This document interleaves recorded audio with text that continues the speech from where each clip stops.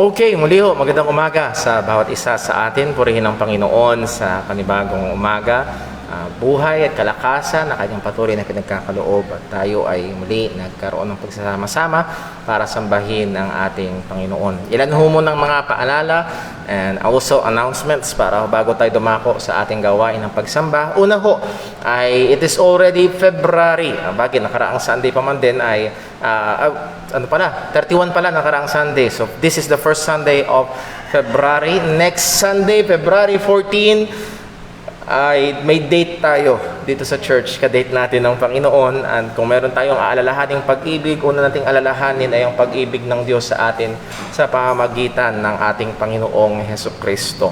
Now, hindi masamang mag-date, lalo na ang mga mister, ay hindi masamang i-date si Mrs. So, again, ay pag-una muna nating purihin ang Diyos, nagbigay sa atin ang ating mga asawa. Amen? At also, as we always do, Lord, sabi ang nakaraang panahon, nakaraang taon, ay ang February ang ating ginagawa, ang ating Family Sunday. At ang focus ng ating mga pag-aaral, pangangaral is about the family. At pag-pray ho natin, usually ginagawa ho natin, ang bawat pamilya ay kumpleto dito sa church. We will have a church picture taking per family and we will print out those pictures. Pero obviously, hindi natin magagawa ngayon yun. Anong gagawin natin, Brother Paul? So this is the challenge. Come February 21, Family Sunday, or even 22, 23, February 22, 23, mag-family picture ho kayo sa inyong mga bahay, and then i-forward nyo ho sa akin, and then ipiprint ho natin yan. Ang maganda-ganda naman sa biyaya ho ng Panginoon. So, ayaw nating ma-break yung na yun. So, maganda na meron tayong pa rin memory, yung ating pamilya pa rin ay kumpleto sa biyaya ng Diyos at nandito at naglilingkod sumasamba sa Panginoon in the ministry of the JCBC. So, pag-pray ho natin yan. So, again, take note, February 21 is our family Sunday. At kung magagawa natin ang ating pamilya ay kumpleto dito, again, given the restrictions na binigay ho ng ating gobyerno, and observing that, ay magandang tayo ho ay naririto. So let's be praying for that also. And then, pag-pray ho natin ang ating hong time in the Word, Wednesday time in the Word natin, Friday time in the Word, yan yung mga pag-aaral natin ng salita ng Diyos. And then also, yung ating hong Friday prayer meeting is online. So, atin hong pinapaalahanan, inaanyayahan ng bawat isa. Meron tayong official link ng ating prayer room na nandun ho sa ating Facebook group. At yun ho yung lagi na natin gagamitin at para ho sa ating pulong panalangin. And that being said, ang atin hong serye ng pag-aaral about marks of a true Christian ay malapit na hong matapos. At Lord willing, ang ating susunod na pag-aaralan ho is about evangelism. Isang kapatid natin sa Panginoon ang nagsabi ng kanyang heart's desire na gusto niyang matuto pa. And again, kailangan natin na matuto pa, ma-encourage, mapaalalahanan ng mga katotohanan ng salita ng Diyos in a very, very important work na inutos sa atin ng Diyos to make disciples. And that's the primary step, is to share to them, to preach to them the gospel of our Lord Jesus Christ. So tignan natin yung mga biblical na prinsipyo, katotohanan na basihan ng pag-iebanghelyo o pagbibigay o pagbabahagi ng mabuting balita ho sa iba. Okay, and then update ho mula sa ating kapatid na in-announce ho natin na nag-critical, ating kamanggagawa, hindi din sa church na ito, kundi sa San Ildefonso Bible Baptist Church, Brother James Montenegro. Noong nakaraan ay siya ay critical, agaw buhay, naka-ventilator. Sa biyaya ng Diyos, as of now, ang huling update na nasagap ko ho ay wala na siya sa ventilator and he is now COVID-free.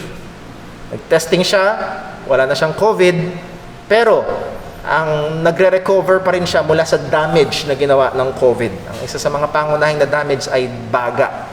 So, pakisama sa panalangin ang full recovery ni Brother James Montenegro, pastor po sa San Ildefonso, and also yung kanyang buong pamilya. A whole family, liban sa isang anak, ay nag-positive sa COVID-19. So mga kapatid, patuloy pa rin tayong mag-ingat, seryosohin pa rin natin ang mga guidelines na binibigay ng gobyerno. And kung hanggang ngayon wala pa rin tayong COVID-19, una sa lahat, purihin ang Panginoon. Then pangalawa, ay gawin pa rin natin yung mga tamang pag-iingat. Sabi ng Proverbs, the horse is prepared in the day of battle, but safety is of the Lord. Okay? Handa mo pa rin yung kabayo.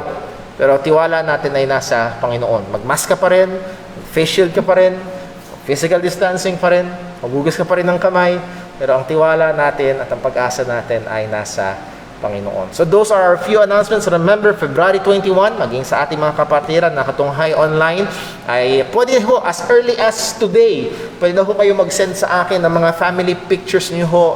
Try to be very kompleto sa inyong family picture, and Lord willing, piprint ho natin yan para meron ho tayong mga memories na pwedeng i-frame, i-display sa bahay, at yan ho ay magiging maganda. Okay. Oh, by the way, isang idea pa ho ay with your family picture, send nyo rin ho sa akin ang inyong verse na gusto. Subukan natin nilagyan ng talata ng Bible yung picture na ipiprint ho natin ng inyong pamilya. Okay, so those are our announcements. Di ba na lang kung meron pa akong nakakalimutan? Wala naman. Pag-pray natin patuloy ang ating mga kapatiran. Marami ho tayong dumaraan sa mga pagsubok, mga problema, iba't ibang mga kalagayan ho, at kailangan ho nating ipag-pray ang ating mga kapatiran. Pray nyo rin ho ang inyong pastor. Kailangan ko ho ng wisdom, and especially in counseling, yung ho ating mga kapatiran dumadaan sa maraming mga pagsubok. Okay, so those are some of our announcements, and nawa ay ingatan, tulungan tayo ng Panginoon sa lahat ng ating mga gagawin itong linggong ito na ating kinakaharap. Well, this moment ho, tayo ay dadako sa ating pagsamba. Alalahanin ho natin na ang Diyos ay hindi malayo, kundi malapit. Siya ay naririto at siya ay nakatunghay. At lumapit tayo sa Kanya sa isang katahimikan, isang panalangin. At paghahanda ng pagsamba, tingin natin ang tulong ng Panginoon. Tayo ay saliksikin Niya. At anumang mga kasalanan ay ipakita Niya sa atin upang ating pagsisihan at upang hindi ito maging hadlang sa ating pagtataas ng pangalan ng Panginoon. Manalangin po tayo.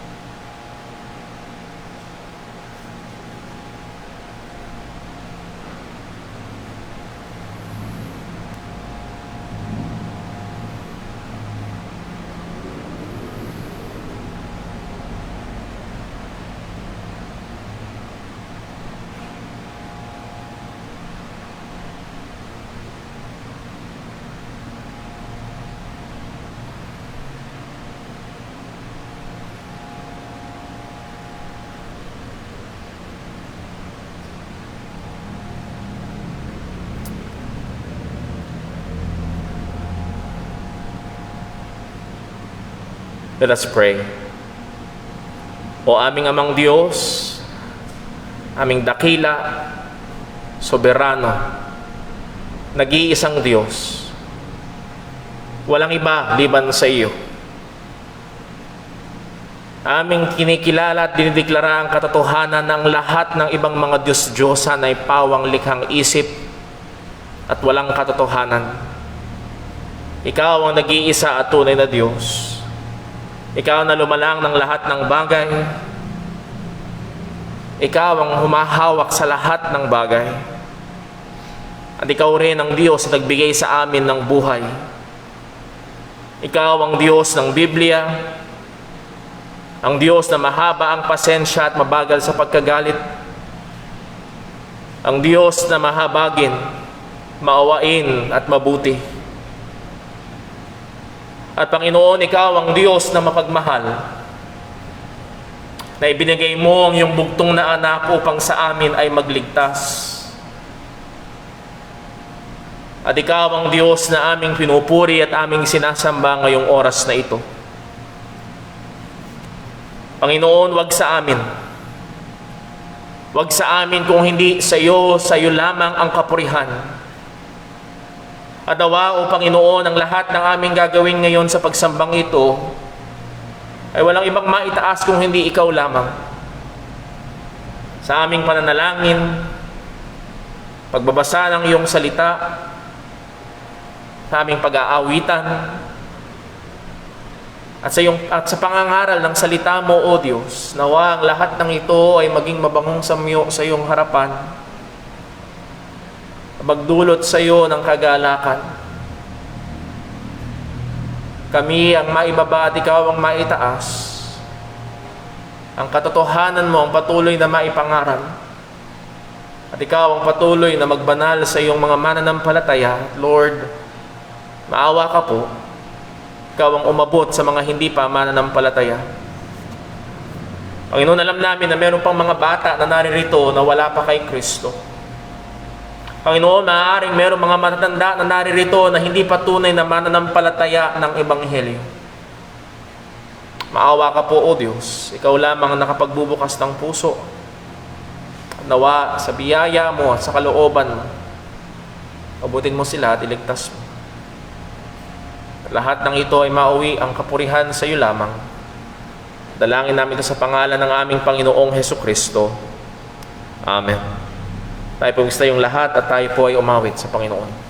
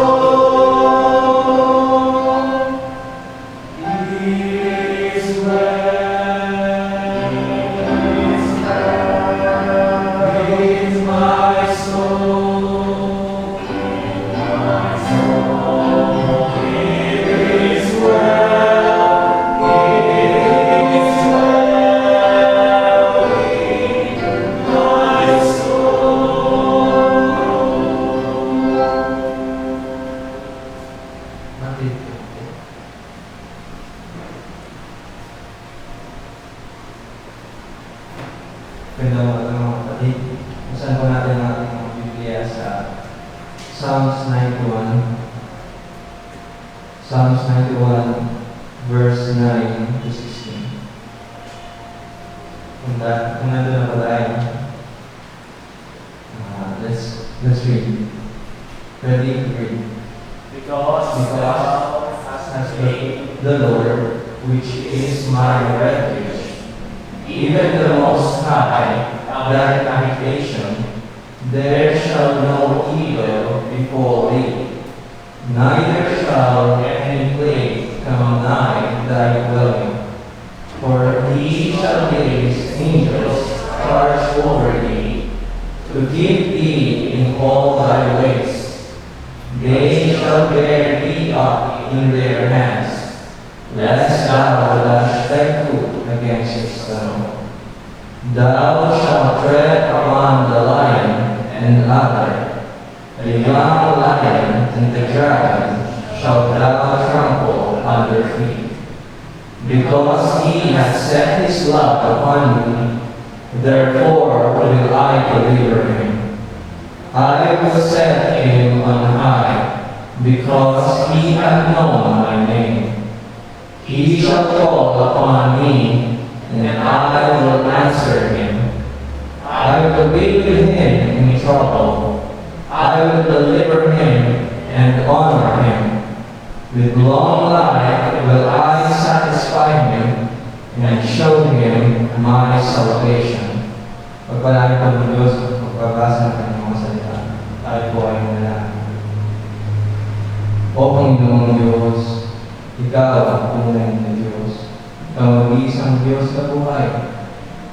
Ikaw ang banal na Diyos, makapangyarihan sa lahat. Panginoon, natin po kami ngayon sa inyong harapan, lumalapit sa inyo, humihingi ng inyong gabay. Panginoon, sa ngayon sa inyong mga salita, Panginoon, nawa kami rin naman ay magmahal sa iyo.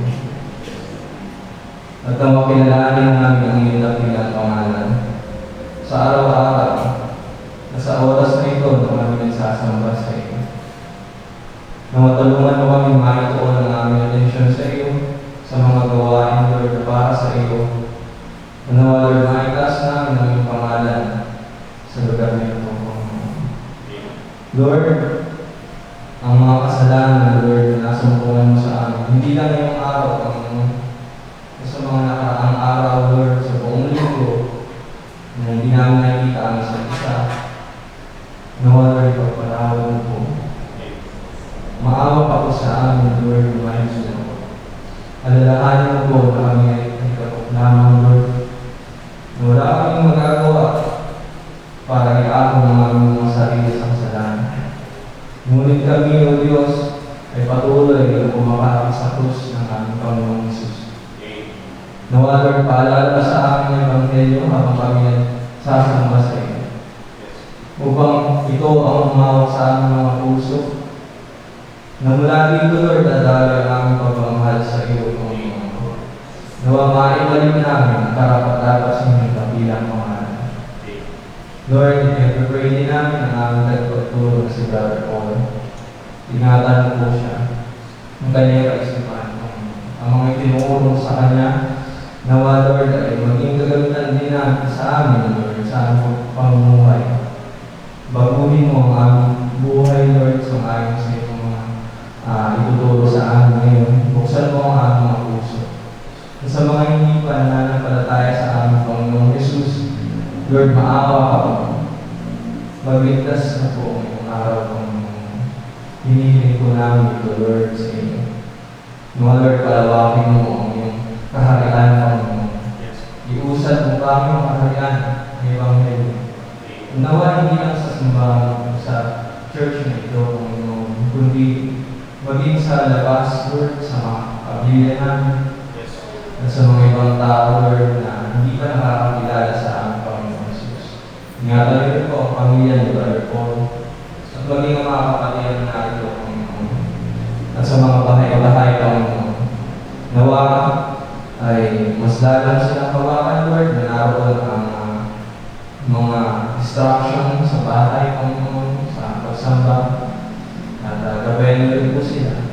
At ipaalala niyo, Lord, na hindi lang kayo nalalagi dito sa bahay-sambahan. Kung dinaroon rin kayo, saan man lupalong naroon ang aming mga kapatid, Lord, wala dito. Panginoon, muli, malapit kami sa iyo para sa wisdom sa pag-aaral namin, sa pag-aawitan namin, sa pag-aalay namin ng mga salapi, Panginoon. Nawa ikaw ang mga lulot, maibalik kong kapurihan sa inyong dapilang pangalan. Ito po'y aming samot na lang sa matamis na pangalan ng aming Panginoong Jesucristo. Amen.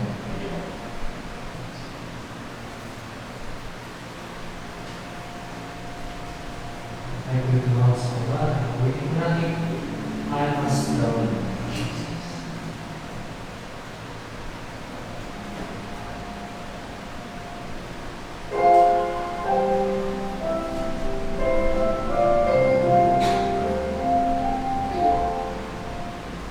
I must know Jesus, all of my trials. I cannot bear these burdens alone. In my distress, He gladly will help me. Bear love's and cares for His home. I must know Jesus, I must know Jesus. I cannot bear my burdens alone. I must know Jesus, I must know Jesus. Jesus can help me, Jesus alone. I must know Jesus, all of my troubles. He is a cry of passion and prayer. If I had asked Him, He will deliver. Take all my troubles quickly ahead. I must know Jesus, I must know Jesus. I cannot bear my burdens alone. I must know Jesus, I must know Jesus. Jesus can help me, Jesus alone. Tempted and tried, I need a great Savior, one who can help my burdens to bear. I must know Jesus, I must know Jesus. He all my cares and sorrows to share. I must know Jesus, I must know Jesus. I cannot bear my burdens alone. I must know Jesus, I must know Jesus. Jesus can help me, Jesus alone. About the world to evil allures me.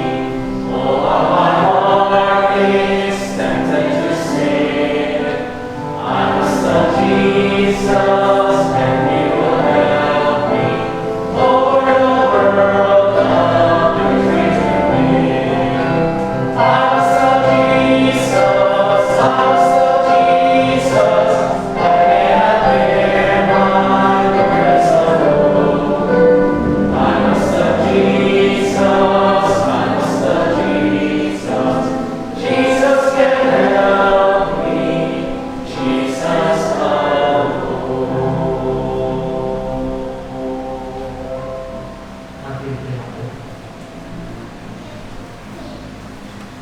Tayo po'y dadako sa ating pagkakaloob at atin hong basahin ang talatang gabay natin sa ating pagbibigay sa ating iglesia. 2 Corinthians chapter 9 verses 6, 7, and 8. 2 Corinthians chapter 9 verses 6, 7, 8. Kung nakita niyo na ho, sabay-sabay ho nating basahin. Ready, read. But this I say, he which soweth sparingly shall reap also sparingly. And he which soweth bountifully shall reap also bountifully. Every man according as he purposeth in his heart, so let him give, not grudgingly or of necessity. For God loveth a cheerful giver, and God is able to make all grace abound toward you, that ye, always having all sufficiency in all things, may abound to every good work. Pagpalain po ng Diyos ang pagkabasa ng kanyang mga salita. Lumapit tayong muli sa Panginoon. O aming amang Diyos, muli, pinupuri ka namin, pinasasalamatan, at tunay, nakikita namin ang iyong biyaya. Biyaya ng pagliligtas sa amin sa pamamagitan ni Kristo Jesus. At higit pa rito, Panginoon, nandoon ang iyong pang-araw-araw na pagsustento, pagkakaloob ng aming pangangailangan. At Panginoon, sa maraming pagkakataon, aming nasasaksihan at nararanasan, higit pa sa aming pangangailangan. Tunay, O Diyos, kinikilala namin. Hindi dahil kami ay masipag, hindi dahil kami ay karapat-dapat o mabuti, kundi Panginoon, dahil Ikaw ay mabuti, dahil Ikaw ay mabiyaya. Salamat po Diyos sa iyong masagana na patuloy na pagkalinga sa amin. At Panginoon, sa pagkakataon na ito na kami ay dadako sa pagkakaloob, masumpungan mo nawa ang puso na may pagmamahal sa iyo, puso na may pagsamba, kagaya ng aming nabasa, puso na may kagalakan, na may oportunidad kami na parangalan at pasalamatan ka sa pamamagitan ng pagkakaloob. Ama, magpakilala nawa sa aming pagbibigay ang katotohanan na aming kinikilala ng lahat ng bagay na meron kami ay galing sa iyo. Mahayag nawa ang aming pasasalamat sa iyo at makita ang aming pagmamahal. Pagpalain mo ang mga halagang malilikom at gamitin mong patuloy para sa gawain sa iyong iglesia, sa ikalalaganap pa ng Ebanghelyo, at patuloy na magamit na mainam sa pagmiministeryo sa iyong mga mananampalataya. At lahat ng ito, Panginoon, ay sa iyo namin tinataas. Inaalala rin namin sa iyo, Panginoon, ang aming mga kapatid na nandun ng mga karamdaman. Aming mga mahal sa buhay na dumaranas ng mga pagsubok sa pisikal na kalagayan. Panginoon, sa iyong biyaya, ay abutin mo po sila. Lahat ng ito'y dalangin namin sa pangalan ng aming Panginoong Hesukristo. Amen.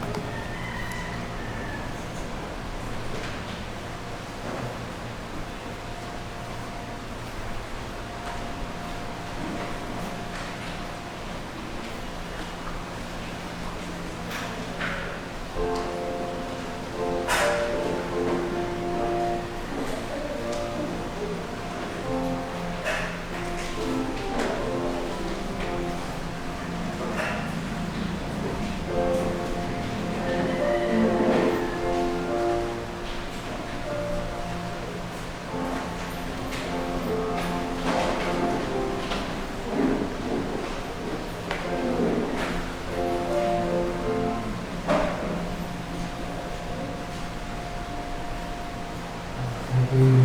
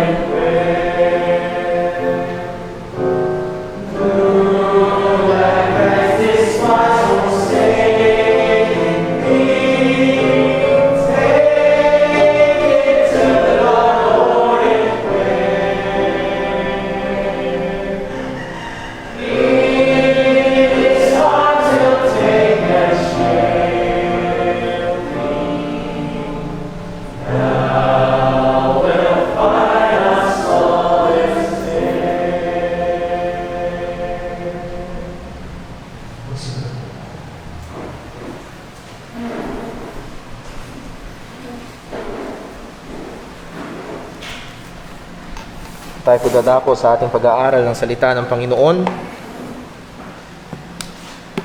Isang theologian ho ang nagsabi na ang buhay daw ho ng Kristiyano ay pwedeng ilagay sa tatlong sitwasyon. Una, it's either ikaw ay papasok sa pagsubok. Pangalawa, ikaw ay nasa pagsubok. O pangatlo, ikaw ay patapos sa pagsubok. At kung titignan ho natin, walang lugar at walang panahon sa buhay ng Kristiyano na walang pagsubok. Dahil pagkatapos mo sa pagsubok ay papasok ka na ulit.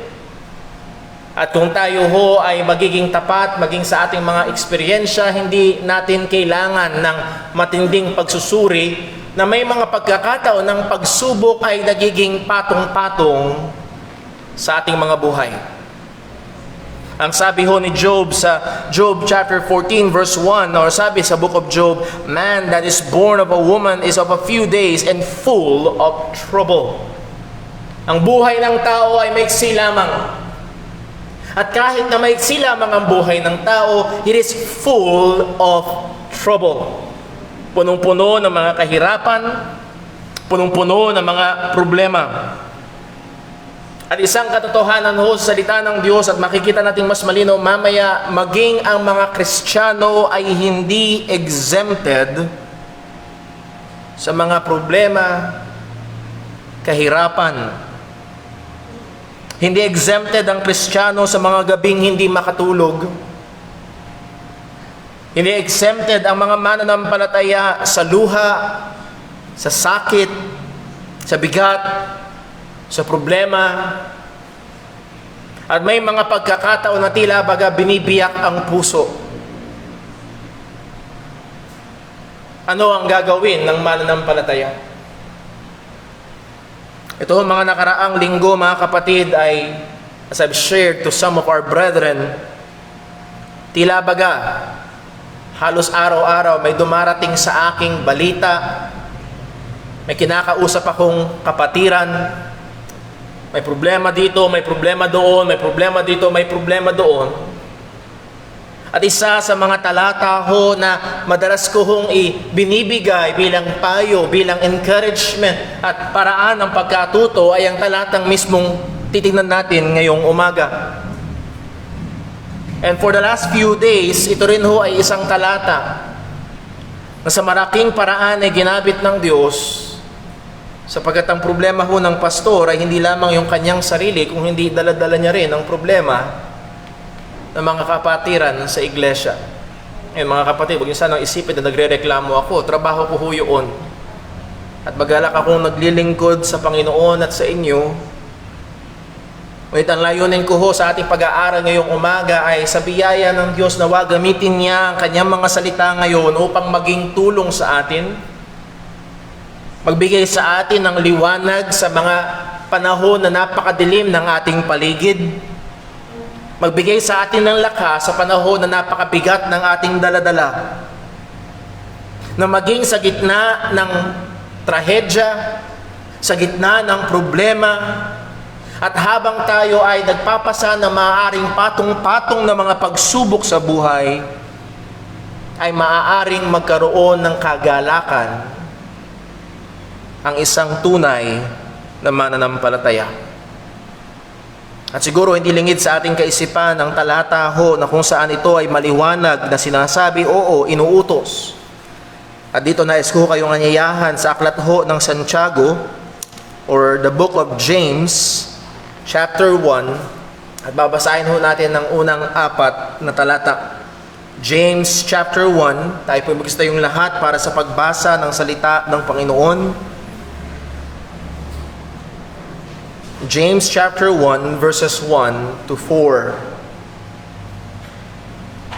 Babasahin ko ho, pakisunan nyo sa inyong mga Biblia, ito po ang sabi ng Diyos.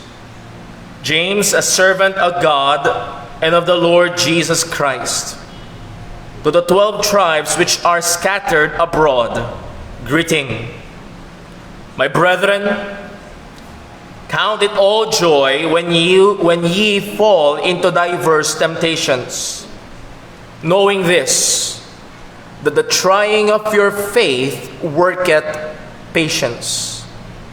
But let patience have her perfect work, that ye may be perfect and entire, wanting nothing. Galain po ng Diyos ang pagkabasa ng kanyang mga salita. Hingin natin ang tulong ng Panginoon. O aming Amang Diyos, muli, tulungan mo kami, maawa ka sa amin. Alam mo po ang kalagayan ng bawat ng iyong mga anak. At Panginoon, ngayong sandaling ito, walang mananampalataya sa gusaling ito na walang pasang-pasang kabigatan. Iba't ibang kaparaanan, iba't ibang hugis, iba't ibang dami. Pero naroon ang problema, naroon ang pagsubok, nandoon ang bigat. At Panginoon, meron kami mga kapatiran na hindi magkatulog. Meron kami mga kapatiran ngayon sa daling ito na bigat ang puso. Mahabag ka po. Gamitin mo nawa ang iyong mga salita bilang gamot, paalala, direksyon at liwanag. Patuloy mo kaming hubugin upang magbigay kaluwalhatian sa iyong pangalan. Maawa ka po sa amin, O Diyos. Dalangin namin itong lahat sa pangalan ng aming Panginoong Hesukristo. Amen. Pwede po magsiupo ang lahat. Ito ho ang ating pinakamensahe ngayong umaga. Christians can have godly joy in the midst of many trials because God sovereignly allow and use them to conform us to Christ. Ang mga mananampalataya, ang mga anak ng Diyos, ang mga tagasunod ni Kristo ay maaaring magkaroon ng makadiyos na kagalakan. Hindi sa kawalan ng problema, kundi sa gitna ng problema, sa gitna ng mga pagsubok, sapagkat ang Diyos ay soberanong pinahihintulutan at ginagamit ang mga ito upang lalo tayong hubugin sa wangis ng ating Panginoong Hesukristo. Lord willing ho, may 3 bagay tayong bibigyang pansin. At kung sa kalooban ng Diyos, matapos natin ang 3 ito. Una, kukonsidera ho natin the reality of trials, ang realidad ng mga pagsubok, or we can replace that with the word problem. And then pangalawa, the command to be joyful in trials, ang utos na magkaroon ng kagalakan sa gitna ng mga pagsubok o problema. And then number 3, the duty we have in trials.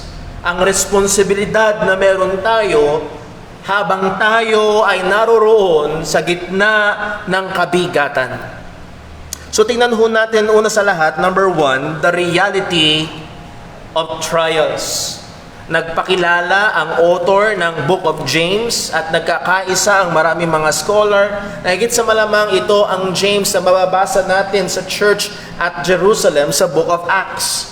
At walang iba ito kung hindi ang half-brother ng ating Panginoong Jesucristo, kapatid niya sa laman, na ang pangalan ay James. Na kung saan, sangayon salita ng Diyos, nung una siya ay hindi mananampalataya, pero lalo't higit, pagkatapos ng muling pagkabuhay ni Kristo, sila ay naging mananampalataya at naging aktibo at naging malaking figura sa buhay ng iglesia ng ating Panginoong Jesus doon sa Jerusalem. At naririto siya ay sumulat sa mga, particularly sa mga Hudyong mananampalataya ni Kristo Jesus, at ito ay hindi sa mga Hudyong nasa Jerusalem, kung hindi to the 12 tribes pertaining to the Jews that are scattered abroad. Sila ay nagsikalat, sila ay nasa iba't ibang mga lugar, at mayroong mga ilang commentaries na nagsasabing maaaring ang kadahilanan ng kanilang pagkalat ay dahil sa persecution. At kaya kabungad-bungad pa lamang ni Santiago sa kanyang sulat na ito ay binigyang pansin niya agad ang kahirapan, ang pagsubok, ang problema na dinadaanan ng mga mananampalataya. Ang sabi niya sa verse number 2, "My brethren, count it all joy when ye fall into diverse temptations." Now, let me make it clear, that word temptation is not pertaining to temptation to sin. Dahil kailanman hindi maaaring magalak ang isang Kristiyano na siya ay tinutukso sa kasalanan. Ito ay dapat layuan, ito ay dapat paglabanan, ngunit hindi ito dapat ikagalak. Pag tinignan ho natin, itong word na temptation dito, according to the context, pertains much more to trials, to troubles, to testings. So itong salitang ito ay pumapatungkol sa mga pagsubok o kahirapan na dinadaanan ng mga mananampalataya na sumusubok sa ating pananampalataya sa Panginoon. Gusto ko lang din bigyan ng pansin ang sabi ni James, into diverse temptations. Yung diverse ho dyan ay hindi yung mga sumisisid sa dagat, kundi ang ibig sabihin is diversity, iba't ibang uri, maraming klase. At hindi natin kailangan mabuhay ng matagal sa mundong ito para matuklasan na meron nga talagang iba't ibang uri ng problema. Siguro, nung elementary ka, ang problema mo ay anong kakainin mo pagdating ng recess. Nung high school ka, problema mo ay paano ka papansinin ni crush. At nung nag-college ka, problema ka kung paano mo ipapasa yung klase. At as we go in life, ay nakikita na ang daming ngang problema na maaaring harapin ng isang tao.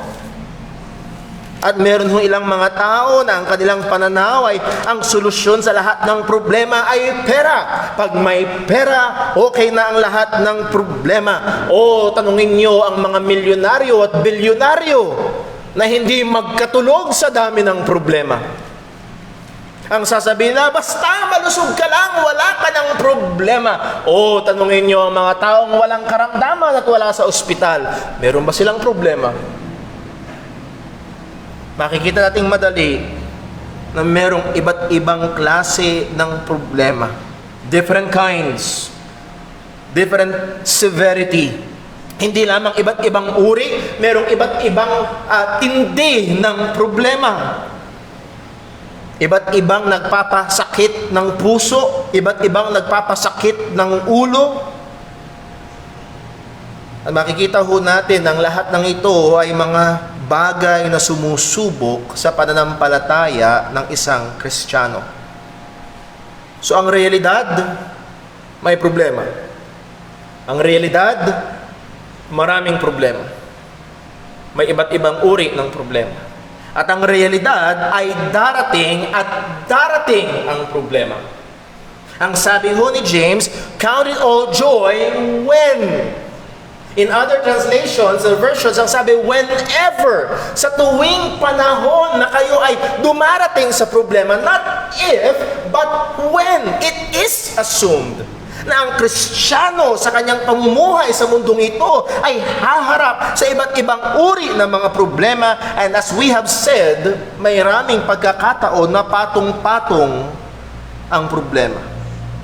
So narito ho ang isang katotohanan na nagdudumilat sa atin mula sa salita ng Diyos na ito at marami pang mga salita ng Panginoon na maaari tayong puntahan.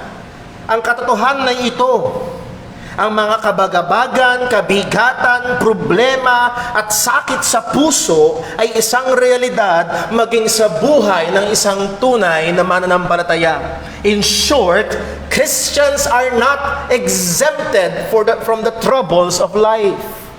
Ang Kristiyano ay hindi exempted, hindi puwera. Ang Kristiyano ay hindi na aabot ng maraming mga problema. Ang ideya na pinapangaral ng mga prosperity gospel propagators ay isang maliwanag na kasinungalingan. May mga nagsasabi na ang gusto ng Diyos ay lagi kang masaya, malusog at mayaman. Pero makikita nating madali na hindi ito ang katotohanan. Basta may sapat ka lang na pananampalataya. At sa mga prosperity gospel preachers na ito, pag merong problema, kapag merong sitwasyon na hindi maganda, laging ang punto ay kulang kasi ang faith mo. Tanungin nila si Apostol Pablo na may tinik sa laman. Tanungin nila si Apostol Pablo na ilang beses na punta sa kulungan, ilang beses na hugupit, binato. At maraming banta sa buhay. Kulang ba ang kanyang pananampalataya? Kulang lang ba sa pagka-claim? Not so. Basta may sapat ka lang daw na pananampalataya. Naalala ko lang bigla, minsan napagkwentuhan namin ng aking asawa dahil siya ay dating kasama sa mga grupong kagaya nito. Ang madalas na taguri o madalas na katagay ito, if you have a need, plant a seed. Meron kang pangangailangan, magtanim ka ng binhi. At paano ka magtatanim ng binhi? Magpadala ka ng pera sa amin. O mga kapatid, ang anak ng Diyos, ang mga anak ng Diyos ay hindi exempted sa mga problema sa gitna ng bundong ito na apektado ng kasalanan. Actually, we can even expect the opposite. Na ang mga Kristiyano ay dadaan at magdadanas ng maraming mga problema at dagdag pa dito ay ang mga pag-uusig dahil sa ating pananampalataya sa ating Panginoong Hesukristo.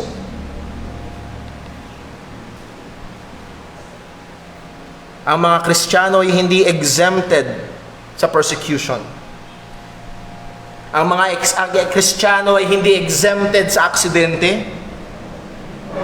Ang mga Kristiyano ay hindi exempted sa miscarriage. Ang mga Kristiyanong pamilya ay hindi exempted sa birth defect. Hindi exempted sa pagkamatay ng isang mahal sa buhay o pagkakasakit ng isang mahal sa buhay. Hindi exempted ng pamilyang Kristiyano sa problema sa anak o problema sa asawa. Hindi exempted ang Kristiyano sa bankruptcy ng kanilang kabuhayan or sa chronic pain illness.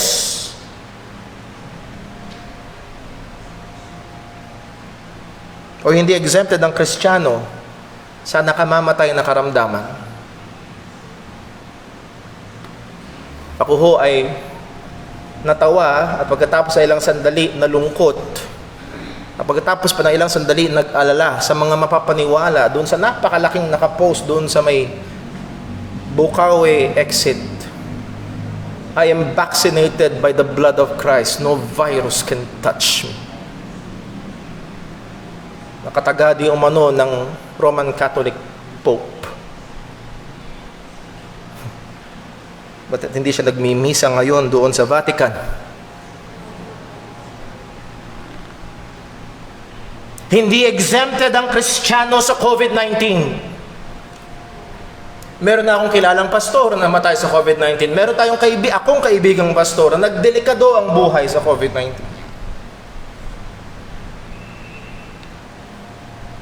And as I've said, hindi exempted ang Kristiyano sa pagkamatay ng sanggol sa sinapupunan. Mismong sarili naming ninang sa kasal, 3 times miscarriage.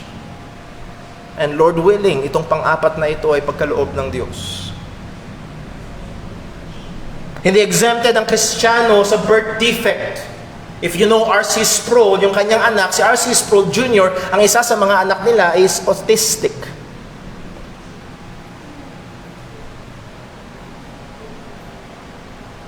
Buksan na natin sandali sa Hebrews chapter 11. At kung pamilyar ho kayo sa aklat ng Hebrews, ang Hebrews chapter 11 ay sikat sa taguring the hall of fame of faith. Nandito ang iba't ibang mga pangalan na kung saan binigyan ng emphasis ng salita ng Diyos. Because of faith, these are faithful men. Men of faith, women of faith, na ginamit ng Diyos, pinagpala ng Panginoon. But madali nating makikita pagdating sa bandang dulo na hindi puro quote-unquote happy ending. Ang sabi ng Hebrews chapter 11 verse 35, women received their dead raised to life again. At actually, may mga nagkiklaim, if you have enough faith, sabihin mo lang sa patay, bumangon ka! At wala ho kami niyan dito. Wala hong nagpapabangon ng, may nagbabalsa mo ng patay dito, pero walang nagpapabangon ng patay.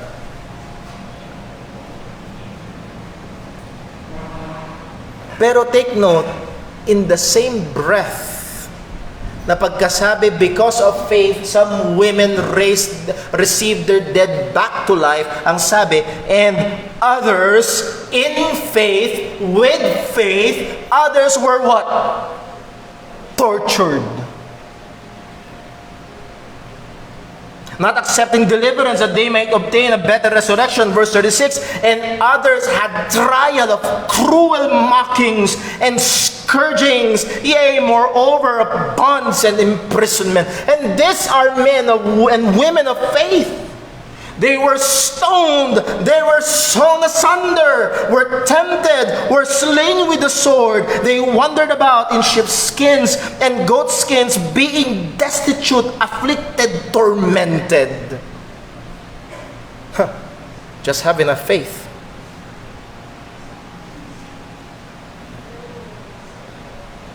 Troubles are a reality.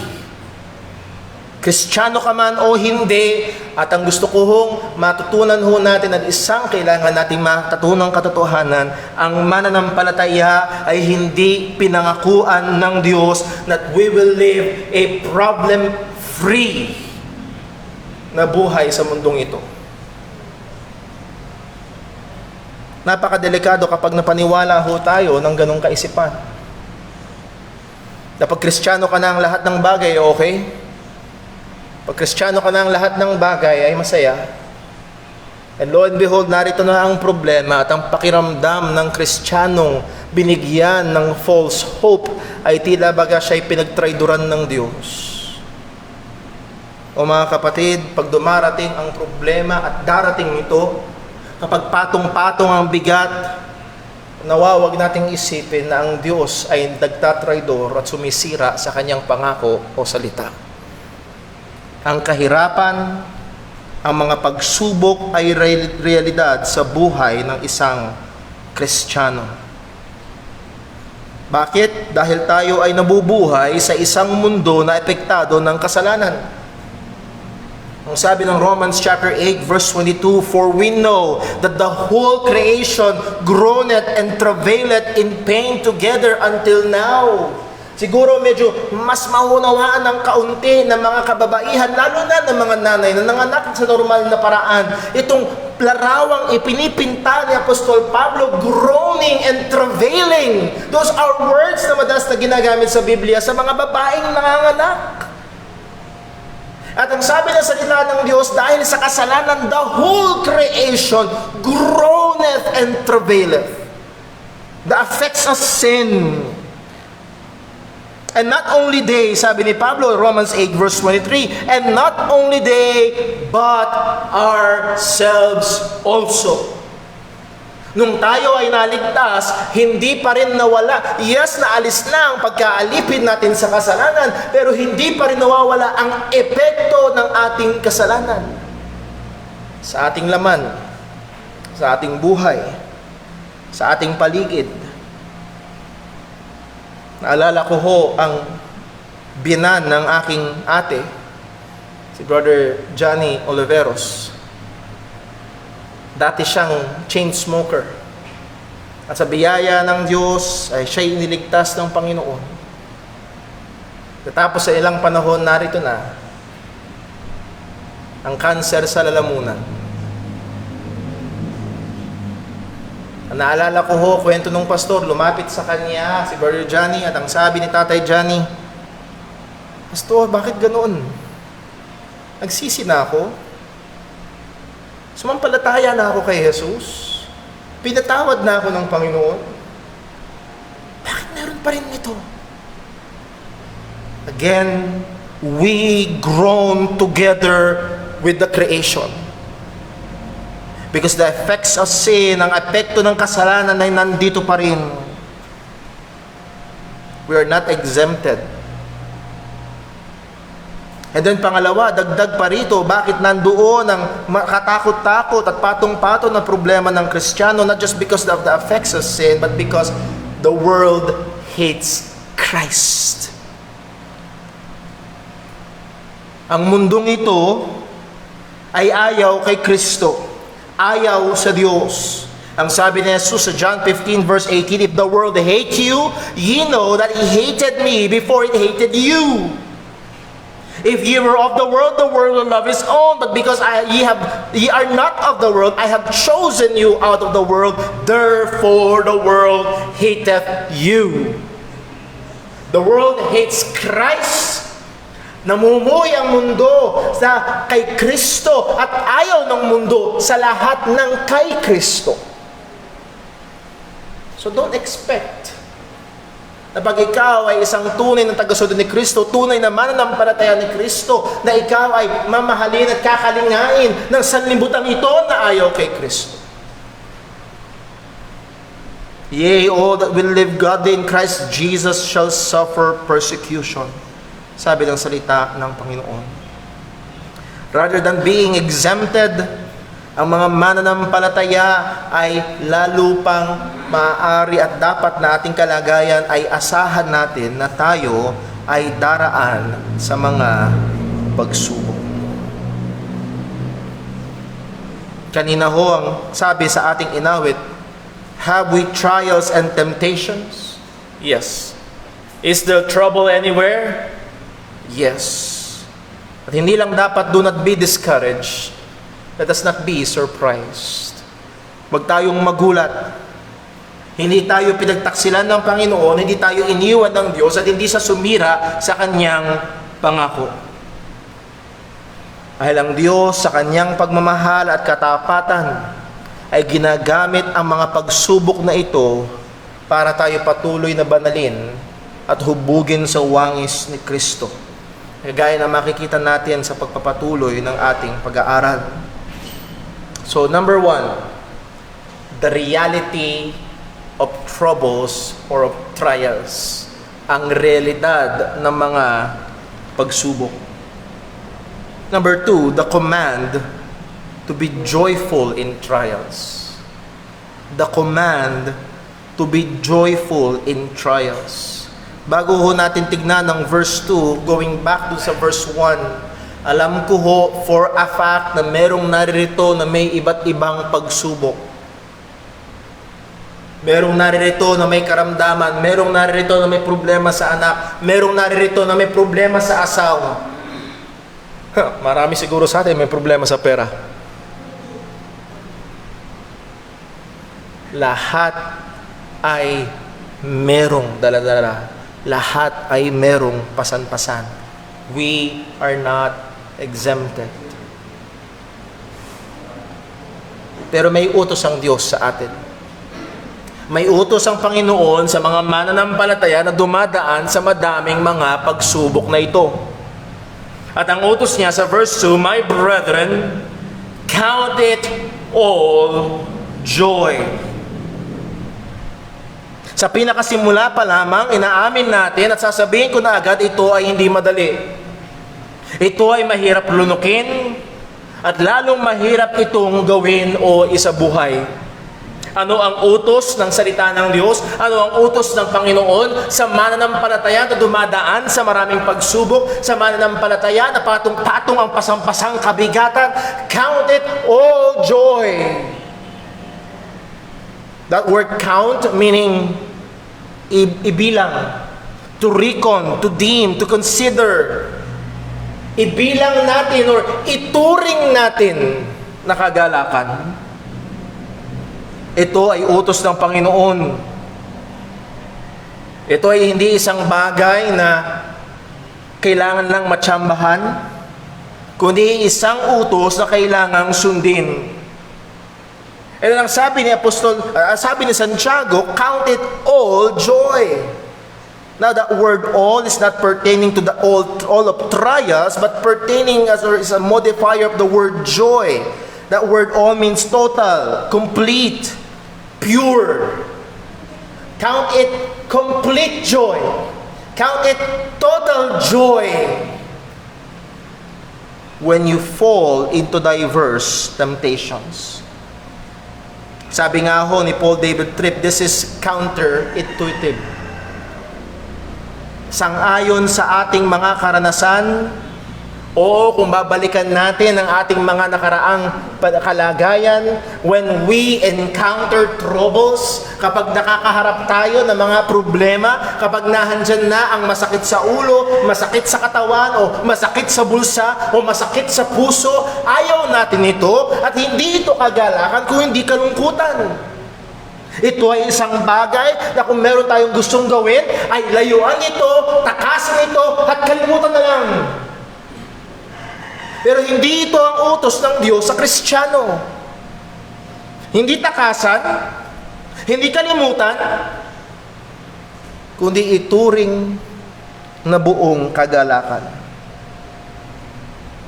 Hindi nito ibig sabihin ay peking kagalakan. Nakikita ko ho at may mga pagkakataon natutukso tayo na sa gitna ng pagsubok ay magkaroon ng peking spiritual ako. Kailangan, ngiti pa rin, ngiti. Kamusta ka kapatid? Ay puno ng problema pero God is good. I'm happy. Hindi ito peking kagalakan, ito peking ngiti. Kundi tunay na kagalakan na binibigay ng Diyos at maaaring magkaroon ng isang tunay na mananampalataya sa gitna ng pagsubok, kabigatan na kanyang kinalalagyan. Now let me just mention, joy is different from happiness. May isang mahusay na tao nagsabi na happiness is dependent upon happenings. When the right things are happening, when what you desire is happening, then you are happy. Kapag ang mga tamang bagay sang-ayon sa iyong pananaw, kapag ang mga gusto mo ay nangyayari, then you are happy. But joy is not equivalent to happiness. Joy is beyond happiness. Maaaring ang kagalakan ay merong kasiyahan, pero ang kagalakan ay hindi limitado sa mga positibong nangyayari o sa positibong emosyon na umaagos sa iyong damdamin. Ang biblikal na kagalakan ay hindi nakabase sa nangyayari sa iyong paligid, kung hindi nakabase ito sa mga katotohanan na nalalaman natin sa salita ng Diyos. At makikita ho natin, maya-maya lamang ho, na dito itinungtong ni Santiago ang kanyang utos sa mga mananampalataya na sila'y magalak sa gitna ng mga problema dahil may katotohanan. At kailan daw, ang sabi ni Santiago, when ye fall into diverse temptations. As I've said earlier, this is very unnatural.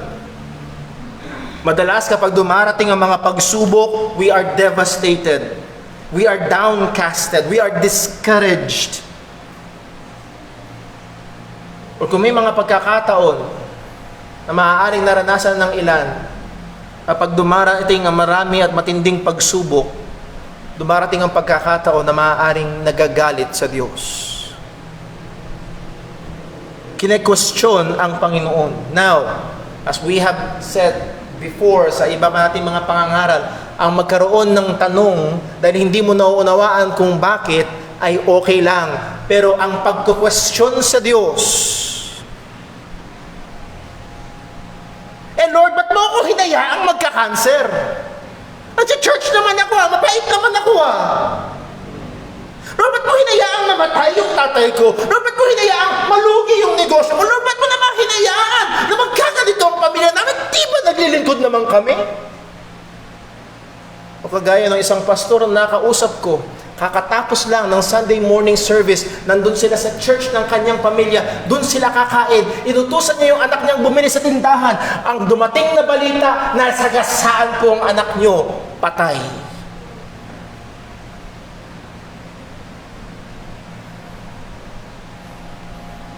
Pag sinusubukan kong imaginein kung ano magiging reaction ko, oh Lord, hindi ko kaya.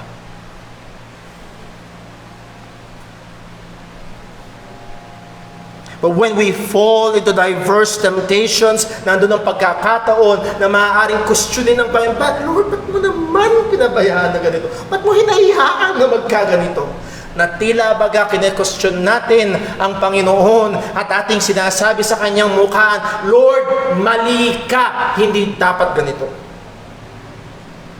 Iba yung Lord? Bakit? Ano po ang rason?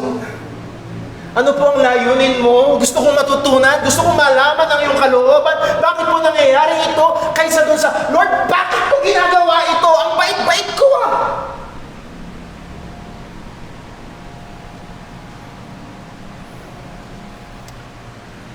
I will admit, noong ilang buwan na malapit ng mga anak si Sister Jonah, niisip ko, paano pag ang lumabas na bata ay autistic? Paano pag kulang ng kamay, kulang ng paa? Paano kung katulad ni Xander na may hydrocephalus? Paano? Sa biyaya ng Panginoon, isang napaka-cute na bata ang lumabas at sabi ng marami, mana daw sa akin. Pero dumarating ang panahon sa buhay ng Kristiyano, ang maraming mga pagsubok. Pero narito ang utos ng salita ng Diyos, count it all joy. Hindi inuutusan ni Santiago ang mga Kristiyano na lagi lang ngumiti. That is not the command. At merong mga very insensitive na Christian songs or Christian preachers. Ang Kristiyano daw ay dapat laging nakangiti. Na pag nakasimangot, kulang ang pananampalataya. Not so. Nung si Jesus ay dumating sa lugar nila Lazarus, ni Martha at ni Mary, it might be the shortest verse in the Bible, but it tells us a great truth. Jesus wept. At kung merong nakakaalam na mabubuhay muli si Lazarus, si Jesus yun. Pero merong mga Kristiyano ay very insensitive pagdating sa problemang ganito. I've told you a story na personal kong karanasan. Pumunta kami sa burol ng nanay ng isang pastor. Baptist ito, nanay ng pastor ang namatay. Siyempre, makikiramay kami. Kinamayan ko siya. Nakikiramay po. Nirebuke pa ako. Hindi ka malungkot dito. Nagdiriwang kami. Isip ko, may problema siya sa nanay niya kung ganun. O, siya may problema. O dahil nagkakamali, si Tirso Cruz III, yung actor na siming Kristiyano, nasa background, nakaburol yung anak niya.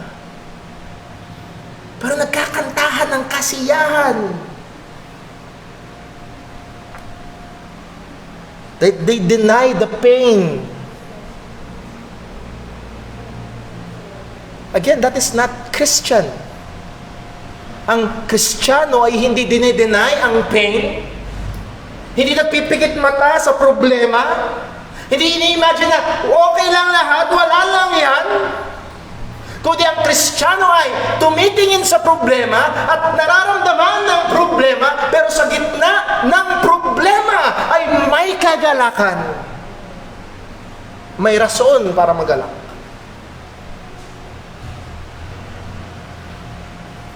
Santo itinungtong ni Santiago.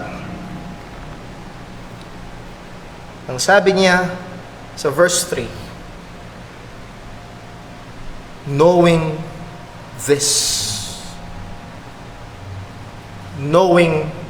my brethren, count it all joy when you fall into diverse temptations, knowing this. Saan nakatungtong ang utos? Gaano katindi para utusan Utusan mo ang mga Kristiyanong dumaraan sa maraming pagsubok na magalak sa gitna ng mga pagsubok na ito. Saan ito nakatungtong? Nakatungtong ito sa katotohanan na nalalaman ng mga mananampalataya.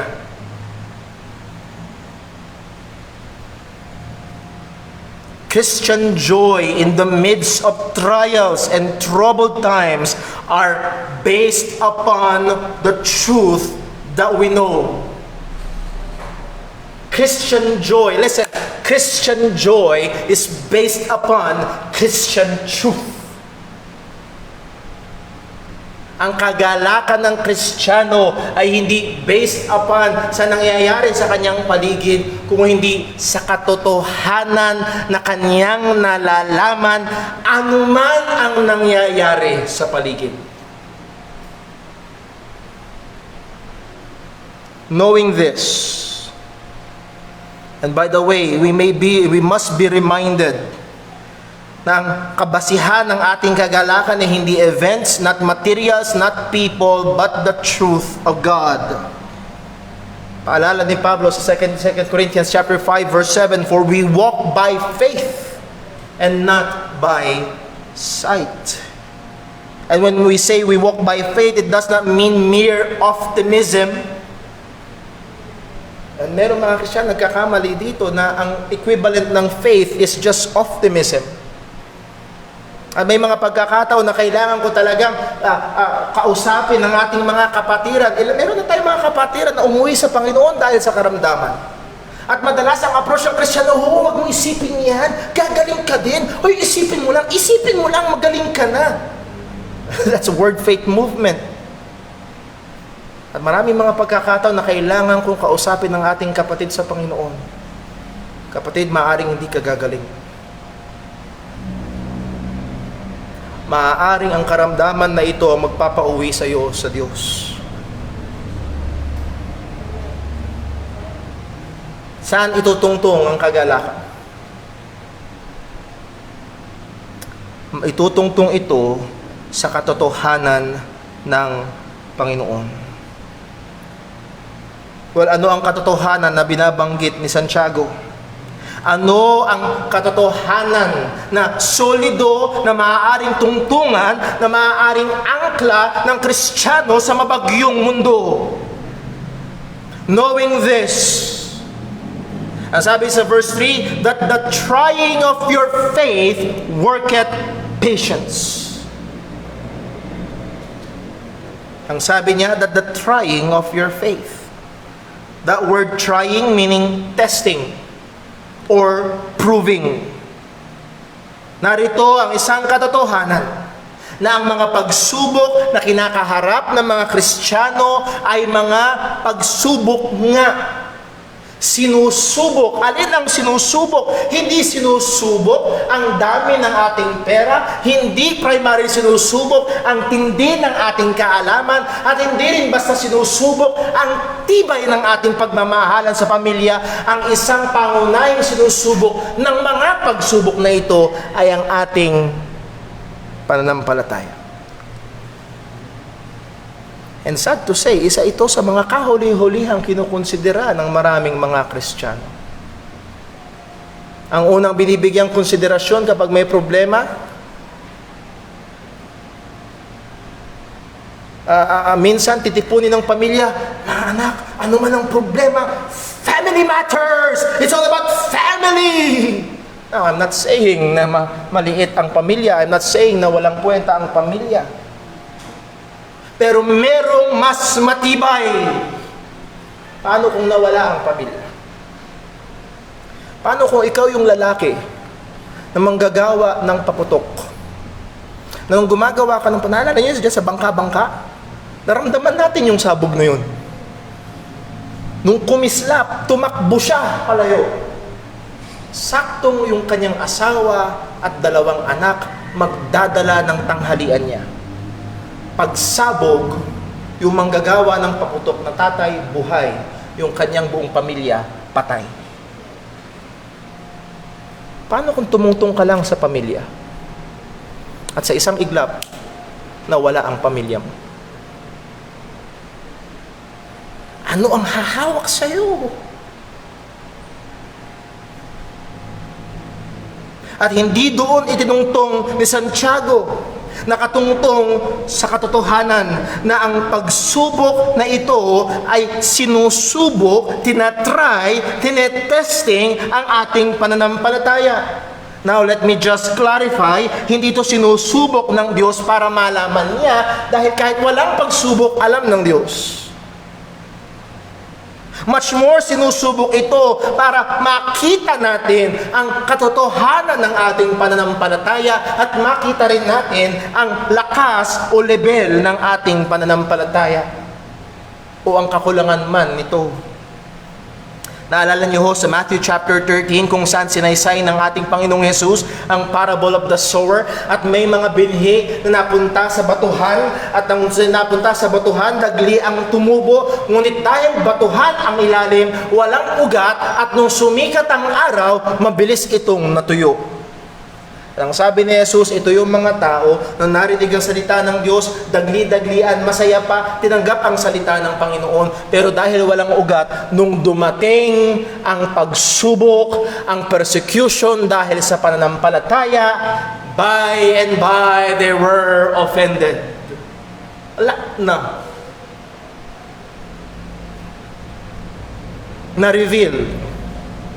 Nung pagsubok, nung init ng araw, nung init ng sitwasyon, na-reveal na hindi totoo ang pananampalataya. At sa biyaya ng Panginoon, mga kapatid, sa karanasan ng marami sa atin, sa biyaya ng Diyos, again, biyaya ng hindi dahil lakas yata ng hindi dahil sa ang Diyos ang may hawak sa atin because we are kept by the power of God. Dumating ang pagsubok dahil sa pananampalataya, dumating ang mga persecution at na-testing ang ating pananampalataya at nasumpungan sa biyaya ng Diyos. Ito'y totoo. Alala ko ho ang kwento ni John MacArthur. May dalawang ring ng telepono ang hindi makalimutan ni John MacArthur. Una, nung nag-ring ang telepono niya at nagsabing yung misis niya ay na-involved sa car crash at nabali ang gulugod. At kailangang i-airlift sa hospital. Pangalawa ay yung natanggap niyang tawag at nagsabing yung anak niya ay may cancer.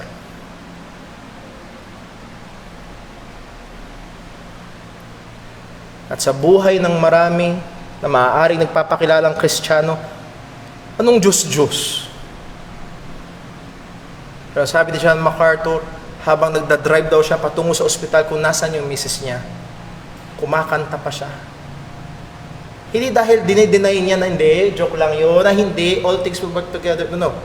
Kung hindi yung biyaya ng Diyos na nag-iingat at nagsusustento doon sa tunay na pananampalataya. Nireveal ng pagsubok. At minsan, pinapakita rin ng mga pagsubok ang kakulangan ng ating pananampalataya. So ito ang katotohanan when troubles come.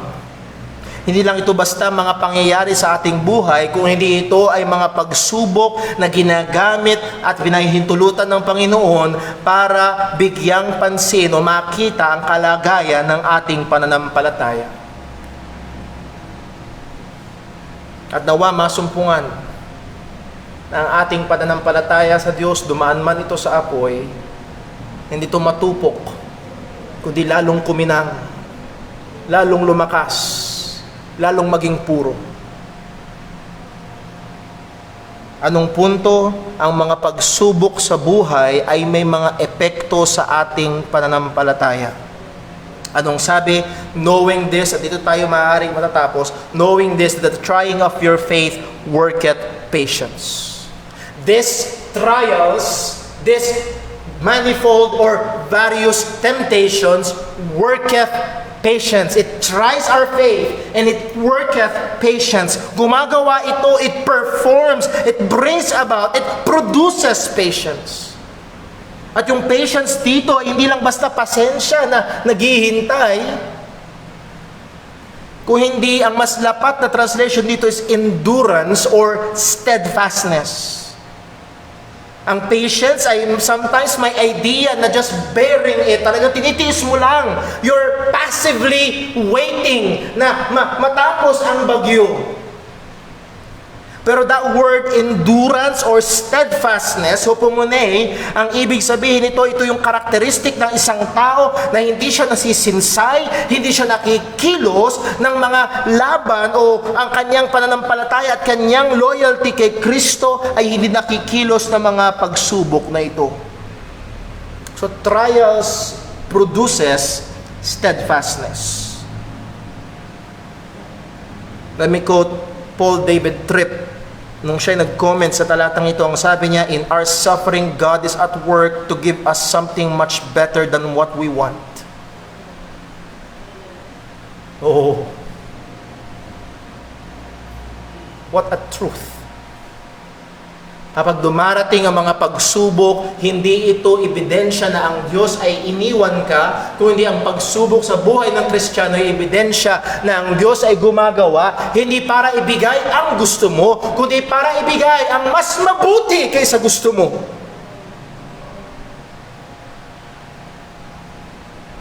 Again, quoting Tripp, ang sabi niya, He is not content to dispense temporary relief when eternal change is what we really need.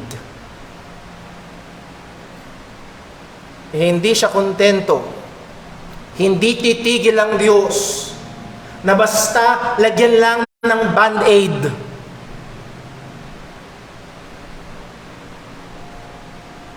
Gagawin niya ang kanyang kailangang gawin. At oo, gagamitin niya maging ang mga bigat, hirap, sakit sa buhay para tayo hubugin sa wangis ni Kristo na siyang ating pangunahing kailangan. Hindi gusto, pero kailangan. Madalas ang gusto natin ay walang problema. Pero madalas ang kawalan ng problema ay magdadala sa atin sa pagkalayo kay Kristo. Anong punto ang Diyos sa kanyang pagmamahal at walang hanggang karunungan ay ginagamit ang mga mahihirap at mabibigat na sandali para lalong banalin ang kanyang mga mananampalataya. And hayaan niyo ho na I just find it so much a blessing. Hindi na ako nag-imbento ng ibang salita at ginamit ko yung 3 punto na shinare ni Paul David Tripp when it comes to suffering. Dapat paanong paraan mas lalo pang babanalin ng Diyos ang Kristiyano sa pagdaan sa mga pagdurusa. Magbigay siya ng 3 and I find it very helpful. Number 1, suffering has the power to destroy our self-reliance. Ang pagdurusa ay may kapangyarihan at may lakas para durugin ang ating pagtitiwala sa ating sarili. Hindi kailangan ng maraming problema at hindi kailangan ng maraming pagdurusa sa buhay na ito para maipakita na hindi natin kaya at ang ating pag-asa ay nasa Diyos lamang. Hindi kailangan ng maraming problema para ipakitang hindi sapat ang pera, na kulang ang ating kaalaman at mahina talaga ang ating lakas. At dudurugin ng mga pagsubok yung ating pagtitiwala sa sarili.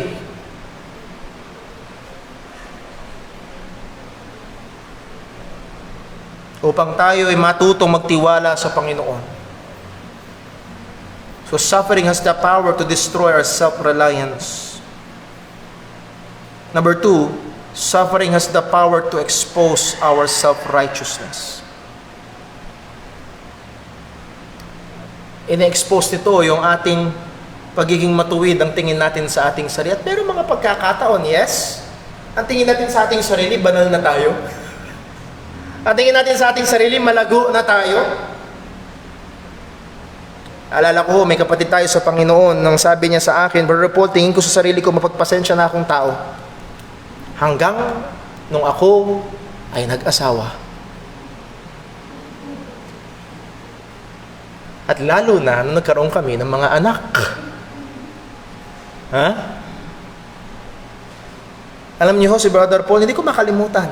Akala ko at tingin ko na noon sa sarili ko, ako ay isang taong mapagpasensya at hindi magagalitin. Hanggang sa inalaw ng Panginoon na may ma-encounter akong tao na sinubok ang akala ko na yun. And lo and behold, pinamukha sa akin ng Diyos, o ano, tingin mo? Okay ka na o kailangan mo pa? Oh Lord, kailangan ko pa.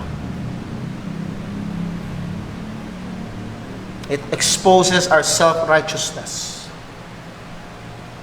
Naalala ko ho, at hindi ko makalimutan yung example na sinabi ni Paul Washer. Kumuha siya ng isang bote. Halimbawa, yung bote na yun, dapat daladala ko yan dito. Ang laman ng bote ay tubig. Tinanggal mo yung takip at inalog mo. Anong lalabas? Anong lalabas? Ginto? Dugo? Juice? Ano lalabas? Tubig, kasi ang laman ay tubig. At narito ang tanong na talagang humiwa sa akin. Pag naaalog ka, anong lumalabas? Pag naliligalig ang buhay mo, kapag naaalog yung comfort mo, kapag nasasaktan ka, anong lumalabas? O bago yan lumabas sa bibig, galing sa puso. Suffering exposes not just our self-righteousness, even our sinfulness, remaining sinfulness. Sabi ni Paul David Tripp, suffering demonstrates that we are not graduates of grace. Ano yung graduate? Tapos na. Oo, mga kapatid, walang panahon na hindi natin kailangan ng biyaya ng Panginoon. And lastly, suffering has the power to expose and lay waste to our idols. Ine-expose ng mga pagdurusa ang mga Diyos-Diyosan na nakatago pa sa ating puso. At alam niyo, let me just give an example. Isang madalas na Diyos-Diyosan, maaaring maging ng Kristiyano, ay ang tinatawag na kalusugan. Na pag nagkaroon at sa probidensya ng Diyos, hinayaan na magkaroon ng karamdaman, itong Kristiyanong ito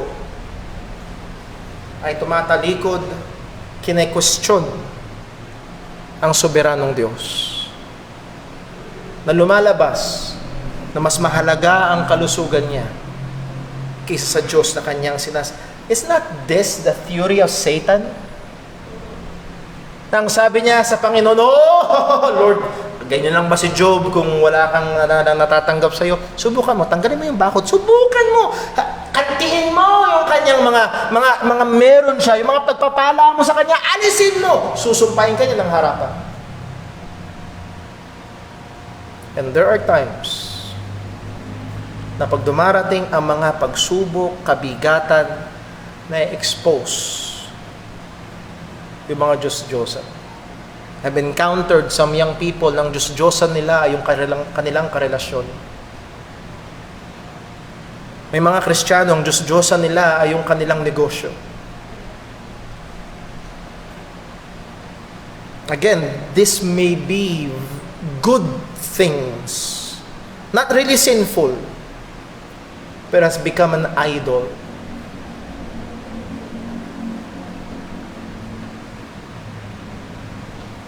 Naalala ko ho, nung ang aking asawa ay nagkaroon ng madalas na pagka-UTI. At kinakailangan namin at in-advise kami ng espesyalista na magpa-CT scan. At mga kapatid, sa nakakaalam, ang CT scan ay masakit. Masakit, Brother Paul! Masakit sa bulsa. Maaaring di masakit physically, pero masakit sa bulsa.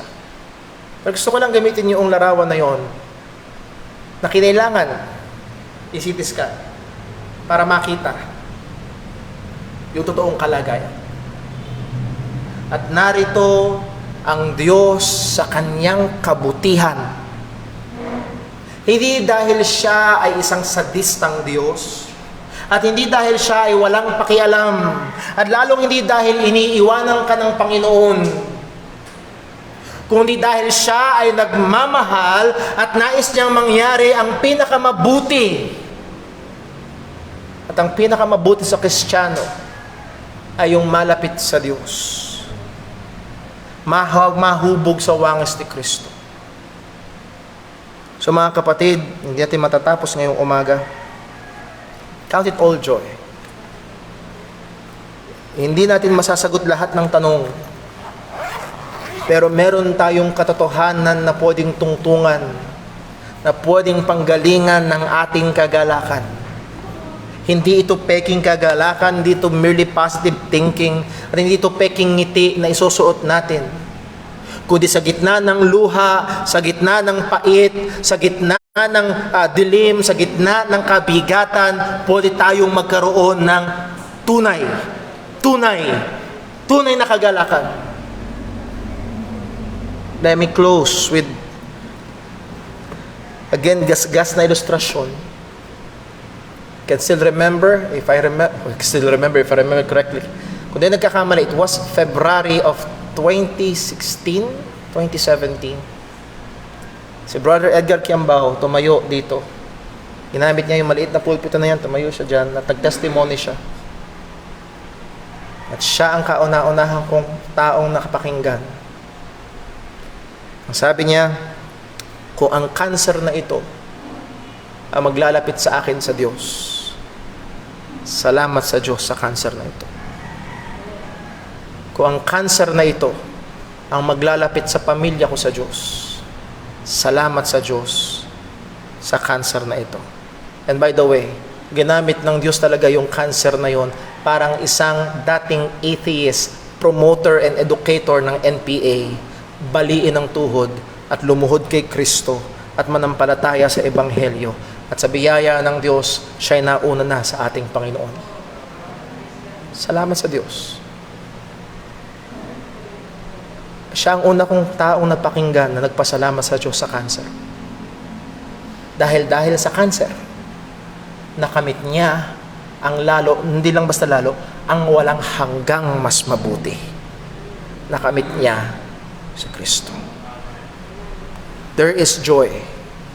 There's a reason for joy para sa mananampalataya sa gitna ng pagsubok. Let's pray.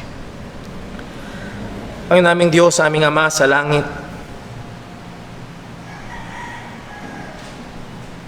una po, Panginoon, ay hingin namin ang iyong patawad. Dahil alam namin sa mga pagkakataon na kami ay iyong sinusubok, ay madalas nasusumpungan na kulang ang aming pananampalataya, na merong kaming kasalanan,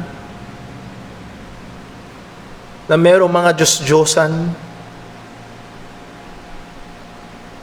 at Panginoon, may mga pagkakataon na pag dumarating ang maraming mga kabigatan, ang nagre-rebelde ang aming kalooban at kine-question namin ang iyong kamay, na pinararatangan ka namin na ikaw ay Diyos na nagkakamali. Panginoon, patawad po. At ngayong sadaling ito, Panginoon, maawa ka po sa amin. Maawa ka po sa iyong mga anak. Panginoon, tanglaw mo ang lahat ng kalagayan, kabigatan, problema, alalahanin, pagsubok, persecution. Kita mong lahat ng ito, O Diyos. Hanawa ang iyong mga katotohanan ang siyang maging matibay naming tungtungan. Nawa ang iyong mga pangako ang magbigay sa amin ng kagalakan sa gitna man ng mga pagsubok na aming kinalalagyan. O Panginoon, lalo mo kaming hubugin sa wangis mo. Lalo mo kaming ilapit sa iyo. Lalo mo nawang pagtibayin ang aming pananampalataya. Sa gitna man ng mga pagsubok at problema, nawa mabigyan namin ng kaluwalhatian ng pangalan mo. Nawa hindi kami magkasala sa iyo. Panginoon, bigyan mo po ng kaaliwan, kagalakan ang mga anak mo na ngayong sa daling ito ay napakabigat ng kalooban, napakabigat ng kaisipan. Hindi makatulog sa gabi, maging napakasakit ng katawan. Salamat po na meron kaming Diyos na nagmamahal sa amin, na patuloy na kumikilos at gumagawa upang kami ay mailapit mo sa iyong sarili na siyang pinakamainam. At nawa, O Diyos, dumating sa aming mga buhay kagaya ng aming kapatid. Salamat sa iyo, Panginoon, sa mga pagsubok na ito na lalong naglapit sa amin sa pagmamahal sa iyo. Ingatan mo kami, tulungan mo kami. Lahat ng ito'y dalangin namin sa pangalan ng aming Panginoong Hesukristo. Amen. Tayo po musta yung lahat at tayo po'y umawit sa Panginoon.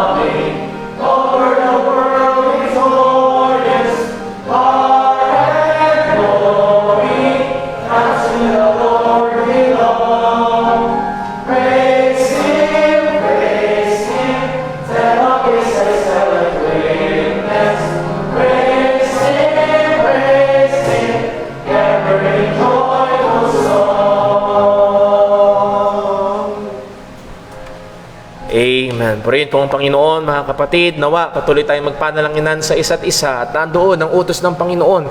Tayo ay umiyak kasama ng mga umiiyak at magalak kasama ng mga nagagalak. Magpasanan tayo ng kabigatan ng isa't isa at tupdin natin ang kautusan ng Panginoon. Nawa, pagpalain tayo ng Diyos, saan man tayo naroroon, maging kagamitan tayo ni Kristo, lalo na sa paghahayag ng Ebanghelyo. At lahat ng ating mga ginagawa, umiinom man tayo o kumakain, ay gawin natin sa kapurihan ng Panginoon. God bless po. Ingat tayo sa pag-uwi. We are dismissed.